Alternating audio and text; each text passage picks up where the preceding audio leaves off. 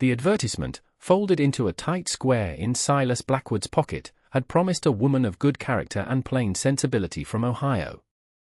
He had imagined her sturdy and kind, with hands used to work and a smile that, while not dazzling, was honest. He had sent the money, signed the papers with the San Francisco Bridal Agency, and waited the requisite 3 months.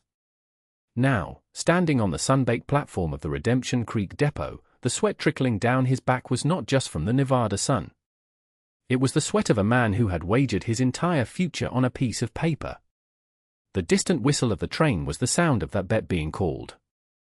Silas had his ranch, 160 acres of passable land wrested from the high desert by the sweat of his brow under the Homestead Act.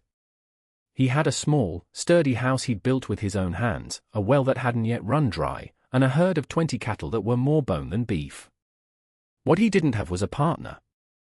The loneliness was a physical presence, a weight in the quiet evenings that was heavier than any day's labor. The mail-order bride, a woman named Sarah, was meant to be the cure. The train hissed to a stop, a great black beast panting steam and cinders. Passengers disembarked, a river of bonnets and bowler hats flowing toward the small cluster of buildings that constituted the town. Silas scanned the faces, his heart a frantic drum against his ribs. He searched for a woman traveling alone, a woman who looked as nervous and hopeful as he felt. He saw families and prospectors, merchants and drummers, but no one who matched the spare description in the letters. Then the passenger cars were empty. A cold knot formed in his stomach. Maybe she'd missed the train. Maybe she had changed her mind. But then a freight car door rumbled open. A man in a dusty coat, the freight master, barked an order. 2 men wrestled a large wooden crate onto the platform. Beside the crate stood a woman. She was small, dressed in dark, unfamiliar clothes of fine silk, though they were rumpled and stained with the dust of a long journey. Her hair was black as a raven's wing, pulled back in a severe knot. Her face was a mask of exhausted composure. She was Chinese. And she was looking directly at him. The freight master walked over, a manifest on a clipboard in his hand. "This is it for Redemption Creek," he grunted, not looking up. 1 crate of goods and 1 passenger. For a Silas Blackwood, he finally looked at Silas, then at the woman, a smirk playing on his lips. "Looks like your delivery's here, mister." Silas stared. His mind refused to connect the man's words to the reality standing before him. This had to be a mistake. He had a letter from a woman named Sarah Gable, a woman from Dayton, Ohio, who wrote of church socials and her skill with a needle. This woman, with her almond-shaped eyes and face like carved ivory, was not Sarah Gable. She held herself with a stillness that was both unnerving and profound. On her delicate wrist, tied with a rough piece of twine, was a stained shipping tag. From where he stood, Silas could just make out the block letters scrawled in grease pencil, Blackwood. They had tagged her like a piece of luggage. A wave of something cold and sharp, a feeling akin to horror, washed over him. The freight master shrugged, handed him the manifest, and turned away. The train whistle blew a final, mournful note. And then it began to pull away, leaving Silas Blackwood on a dusty platform in the middle of Nevada, with a woman who was not his bride, a language he did not speak, and a silence that was louder than any word he could imagine. The ride back to the ranch was a study in silence. Silas had loaded her small, locked trunk and the larger crate into the back of the buckboard, his movements stiff and uncertain. He had gestured for her to sit on the bench beside him, an offer she accepted with a slight, almost imperceptible nod. Now, she sat as far from him as the narrow seat would allow, her hands folded in her lap, her gaze fixed on the horizon. She did not look at the stark, beautiful landscape of sage and stone, nor did she look at him. It was as if she had pulled a curtain down behind her eyes, retreating to a place he could never reach. Silas's mind was a maelstrom of confusion and rising anger. What kind of cruel joke was this? He had paid the agency good money, money he had scraped together for 2 years. He had followed their rules to the letter. He had sent for a partner, a wife. They had sent him at the problem. He could not just leave her in town. The folks in Redemption Creek were decent enough, but their tolerance for outsiders was thin, and their understanding of the Chinese was non-existent, built on railroad gossip and fear. To leave her there would be to abandon her to starvation or worse. He was a plain man, but he was not a cruel one. So he drove on, the clop of the horse's hooves and the creak of the wagon wheels the only sounds. He tried to think. There must be an explanation. A mix-up in San Francisco. He would telegraph the agency as soon as he could get back to town. They would sort it out. They had to. He glanced at her. The sun beat down, and a fine layer of dust had settled on her dark clothing. She did not flinch from the heat or the grit.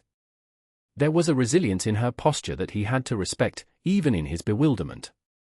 Her face was impassive, but he saw the faint tremor in her hands where they were clasped in her lap. She was frightened.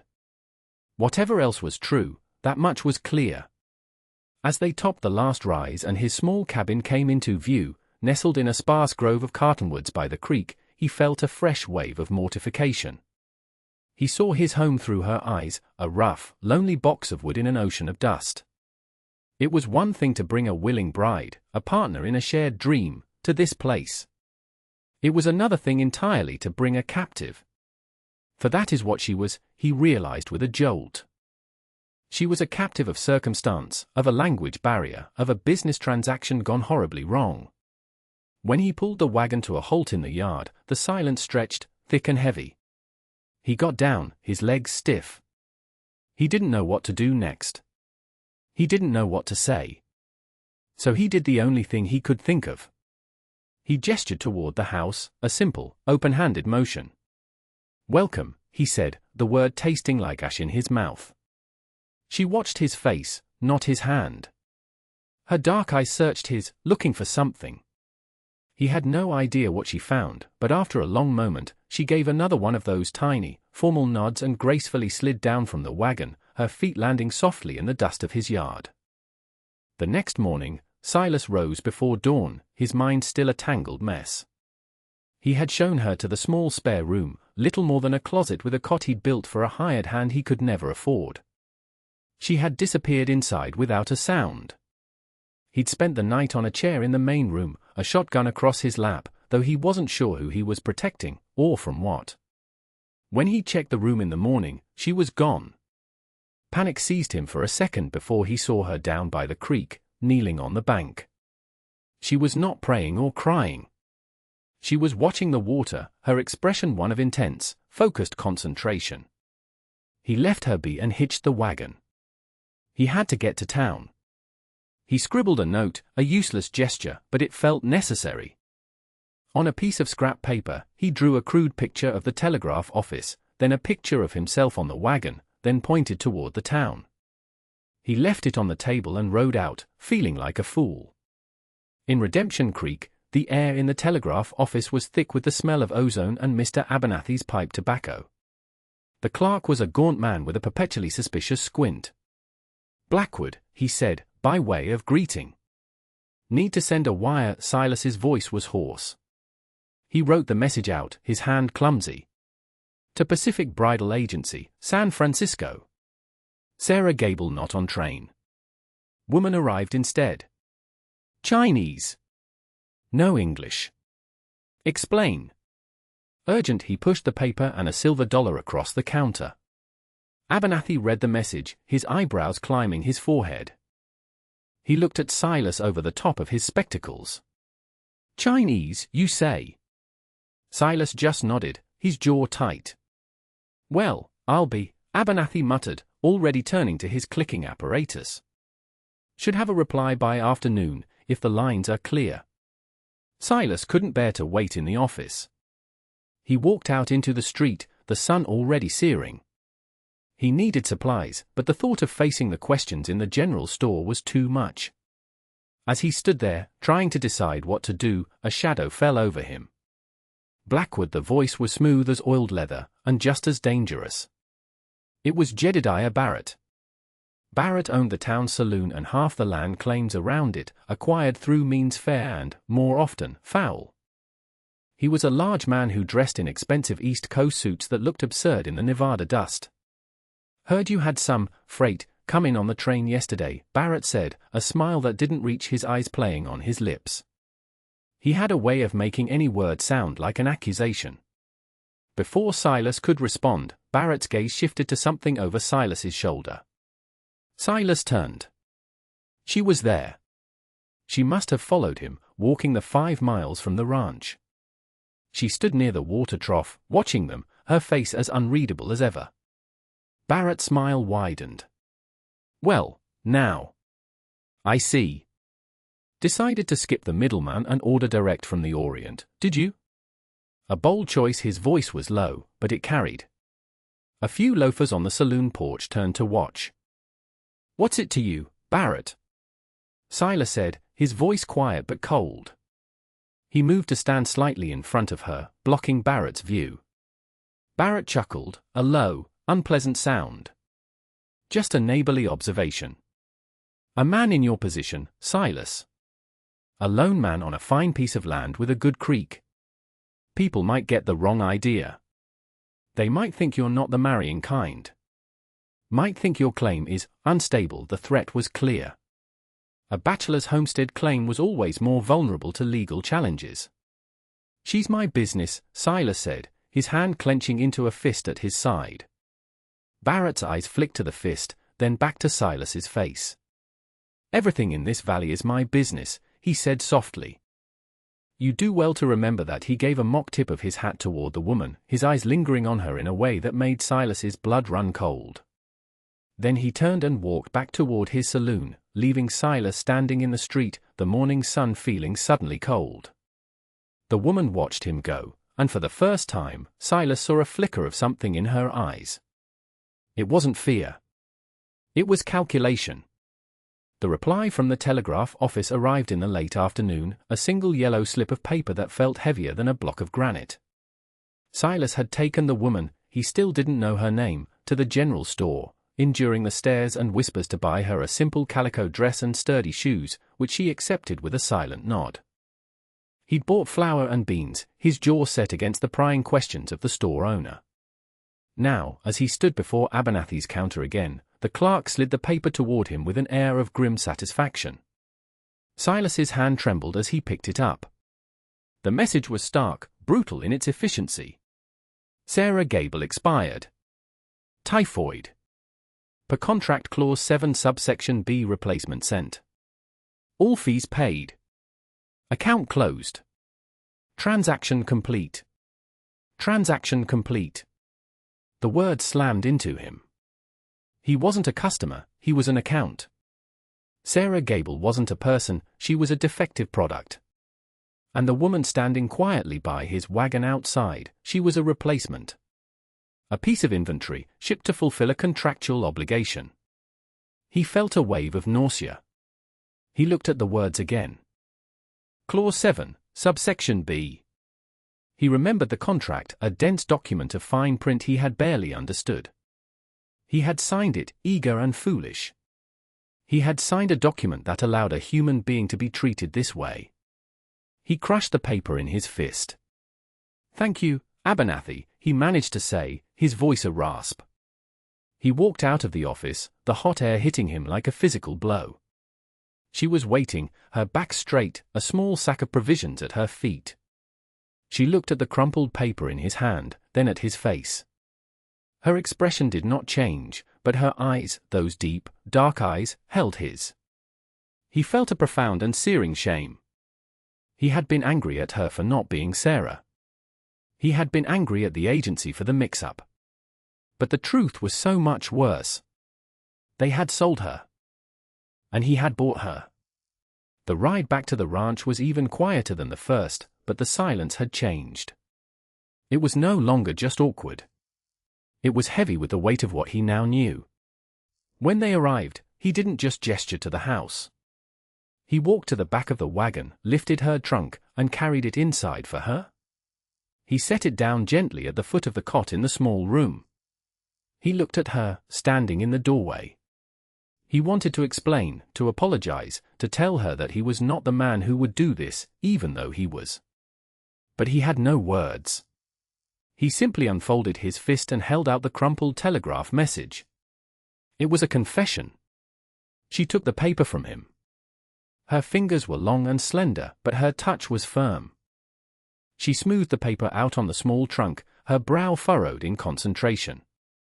She could not read the words, he knew that. But she studied the letters as if trying to decipher a code. She traced the words transaction complete with one finger. Then she looked up at him. Her gaze was direct, unflinching. There was no accusation in it, no pity. There was only a quiet, searching intelligence. He had expected tears, or anger, or fear. He saw none of it. He saw only a woman who had long understood the terms of her world, a world where she could be bought and sold. And in that moment, his own self-pity and anger felt small and cheap. He was part of the machine that had done this to her. She folded the paper neatly and handed it back to him. Then she turned to the small, locked chest he had unloaded from the wagon. It was made of a dark, polished wood, bound with brass fittings. She produced a small, ornate key from a cord around her neck, a key she had kept hidden within her clothing. She unlocked the chest. Silas had assumed it held personal effects, mementos of a home she would never see again. He was wrong. She lifted the lid. The chest was not filled with silks or jewelry. It was filled with tools. But not the tools of a seamstress or a cook. They were tools of precision, gleaming brass calipers, a German-made compass, rulers of ivory and steel, and a set of finely tipped pens. Beneath them, carefully wrapped in oilcloth, were rolls of paper. No, not paper. It was silk, fine and smooth. She took out one of the rolls and carried it to the rough-hewn table in the center of his cabin. With delicate movements, she unrolled it. It was a drawing. An intricate, breathtakingly detailed schematic. Lines of incredible fineness depicted gears and levers, channels and sluices. There were notes in the margins, written in elegant, complex Chinese characters that looked like art. She looked at him, then pointed to a series of symbols in the drawing. Then she walked to the cabin door and pointed down toward his creek, the one Barrett had called good. She returned to the table, picked up a stick from the kindling box, and knelt on the floor. In the dust and grime of his cabin floor, she drew one of the characters from the schematic. It was a symbol for water. Then she began to sketch, her movement swift and sure. She drew the creek, the slope of the land, the position of his cabin. And then, with a few deft strokes, she drew a design for an undershot water wheel, connected to a pump and a series of terraced irrigation ditches. It was a system of such simple genius that it made his own attempts to water his fields look like a child's game. Silas stared, his mouth agape. This was not a replacement bride. This was not a helpless victim. This was an engineer. Her name, he learned weeks later, was Wei. She taught him by pointing to herself and saying the word, a single, clear note in the quiet of the evening. Wei. He repeated it, the name feeling foreign and important on his tongue. By then, their life had found a strange rhythm, a partnership forged in silence and shared labor. The days were long and hot. Jedediah Barrett had made his move. True to his threat, his men had begun work on a dam upstream, on a section of the creek that flowed through public land before it reached Silas's property. It was a slow, legal strangulation. Every day, the flow of water to Silas's ranch lessened. The grass in his pasture began to turn from green to a brittle yellow. The creek bed, once filled with a steady current, was becoming a series of stagnant pools connected by a trickle. Panic began to coil in Silas's gut. Everything he had worked for was turning to dust. But Wei was not panicked. She was methodical. Every morning, she would walk the length of the creek on his property, studying the flow, the soil, the grade of the land. Every evening, she would unroll her schematics on the table, the lantern light gleaming on her dark hair as she made calculations, her brow furrowed in concentration. She could not speak his language, but she could speak the language of water, of earth, of physics. And Silas, who had once dreamed of a sturdy wife from Ohio, now found himself taking orders from a silent woman half his size, and he did so without question. She would draw a shape in the dirt. He would dig it. She would indicate a length with her hands. He would cut the timber. They were not building a dam to fight Barrett. That would be illegal and futile. They were building something else, something based on one of her intricate designs. They were building a cistern. A deep, stone-lined cistern dug into the earth at the lowest point of his property, hidden in the thicket of cottonwoods. And connected to it, a network of clay-lined channels, almost invisible from a distance, designed to capture not just the dwindling creek water, but the runoff from the spring melt and the rare, precious summer rains. It was a race. Every day, the sound of Barrett's men hammering and blasting echoed down the canyon. Every day, Silas and Way worked from sunup to sundown, their hands raw, their bodies aching. He dug, he hauled stone, he mixed clay and mud for the linings. She directed, her eyes missing nothing, correcting the angle of a channel with a slight movement of her hand, testing the stability of a stone wall with a firm push. In the evenings, they would sit at the table, too tired to eat, and she would sketch out the next day's work. He began to understand her drawings, the symbols for rock and timber, the arrows indicating flow and pressure. They were her words, and he was learning to read them. The town had written them off. The story in Redemption Creek was that the quiet rancher Blackwood had finally lost his mind, shacked up with a Chinese woman and digging his own grave. Let them talk. For the first time in his life, Silas felt he was part of something that mattered more than public opinion. The day Barrett came, the sky was a merciless, cloudless blue. The creek was little more than a muddy trickle. Barrett rode into the yard on his fine black horse, 2 of his hired thugs with him. He dismounted, a look of predatory satisfaction on his face. He expected to find a broken man ready to sell for pennies on the dollar. Blackwood, he boomed, his voice full of false sympathy. A sad sight.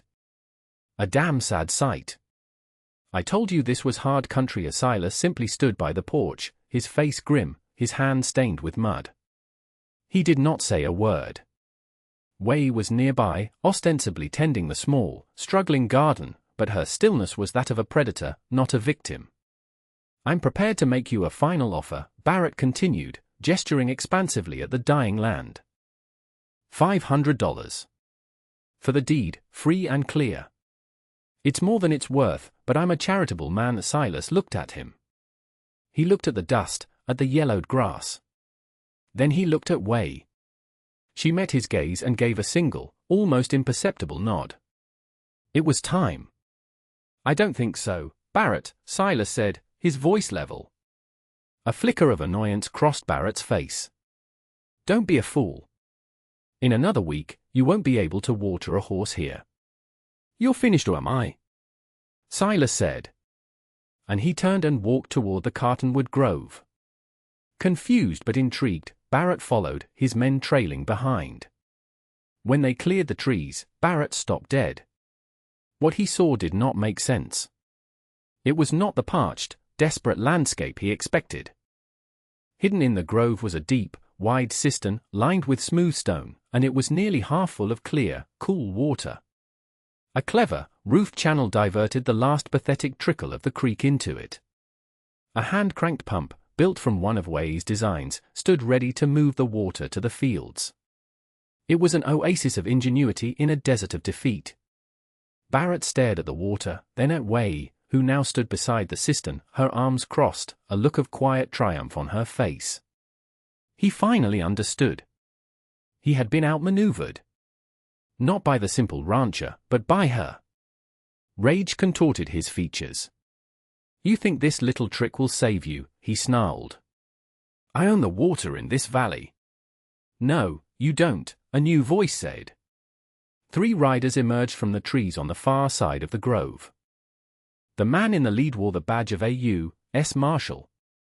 The Territorial Water Commission disagrees, Mr. Barrett. They take a dim view of unapproved dams on public waterways. Especially when it appears to be a deliberate attempt to ruin a man's homestead claim. The marshal looked from Barrett's enraged face to Silas's calm one, and then to the impressive cistern. He looked at Way. He said, tipping his hat. Barrett was speechless. The trap he had set for Silas had snapped shut on him instead. 6 months later, the ranch was transformed. Barrett, fined heavily and facing federal charges, had sold his holdings and disappeared. The dam was dismantled, and the creek flowed freely again. But Silas and Way didn't need it as they once had. Their system of cisterns and channels, expanded and perfected, made the Blackwood Ranch one of the most productive in the valley. The fields were green, the cattle were fat, and the name Blackwood was spoken with a new respect in Redemption Creek. Way had begun to learn English. She started with the names of things, water, stone, sky, as Silas, in turn, learned from her, not just words, but a new way of seeing the world, a way that saw solutions where he had only seen problems. One evening, as they sat on the porch watching the sunset paint the desert in hues of orange and purple, Silas brought out the old box from his room. He opened it and lifted out the wedding dress he had bought for Sarah Gable. It seemed like a relic from another man's life. He held it up. It looked pale and flimsy in the fading light. Way looked at the dress, then at him. She reached out and touched the lace, her expression unreadable. Silas shook his head slowly. He folded the dress, put it back in the box, and closed the lid. He would sell it or give it away. It had no place here. It belonged to a dream that had died to make way for a reality that was far better. He turned to Way. He took her hand. Her hands were no longer the soft, delicate hands of the woman who had arrived on the train. They were calloused and strong, like his own. He held her hand, not as a man claiming a bride, but as a man acknowledging his partner. The woman who had arrived as a replacement had become his foundation. And in the quiet of the Nevada twilight, that felt more like salvation than any contract could ever promise. And that brings us to the end of this one. If you stayed with me all the way through, thank you. Stories like this one only get told because folks like you sit down and listen. If you liked what you heard, go ahead and hit that like button. And if you want more stories from the old frontier, subscribe so you don't miss the next one. Until then, take care of yourself, and thanks again for being here.